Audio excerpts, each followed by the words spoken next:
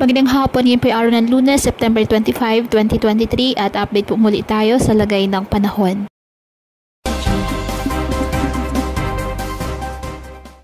Ayon sa Pag-asa, patuloy pa rin na umiiral at nakakaapekto ngayon ang habagat o southwest monsoon sa western section ng southern Luzon at Visayas.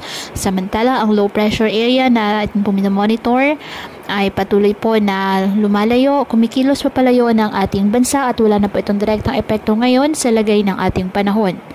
Samantala, may isa pang low pressure area dito naman po sa silangang bahagi ng ating bansa. Ang nasabing LPA ay nakakaapekto na po ang trough extension nito sa ilang bahagi po ng Visayas.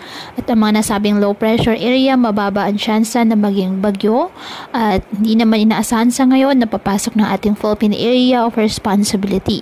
Ngunit posible pa rin po ang mga pagbabago kaya patuloy lamang tayo na mag-antabay ng iba nating weather updates at sa updates ng Pag-asa. Ngayong araw dahil po sa habagat, ang Mimaropa, Western Visayas, Central Visayas, Zambales, Bataan, Cavite at Batangas, asahan na maulap na halangitan na may kalat-kalat na mga pag-ulan at thunderstorms.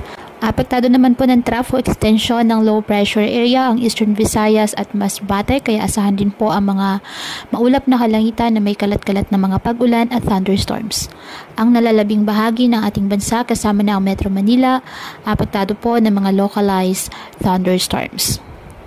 Kaya pinapayuhan ng ating mga kababayan na maging maingat po sa mga posibilidad ng pagbaha at pagguho ng lupa, lalo na po kapag may malalakas na ulan at ugaliin na magdala palagi ng payong o kahit ano panangga sa ulan o kahit naman sa init ng araw kapag lalabas po ng ating mga tahanan. At yan po muna ang update sa lagay ng panahon ngayong araw. Muli patuloy po tayo na mag-ingat at palaging tandaan, God loves you. Stay safe and God bless.